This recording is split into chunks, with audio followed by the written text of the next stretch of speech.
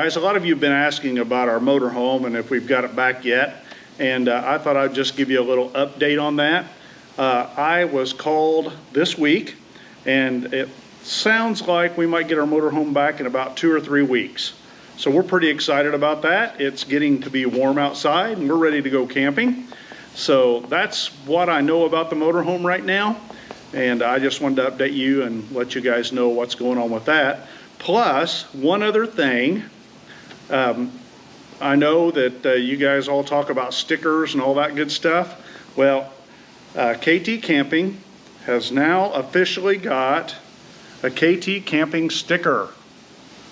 If any of you guys would like one of these stickers, you can just email us. I'll put the email down in the description and with your address, and we will send you a sticker.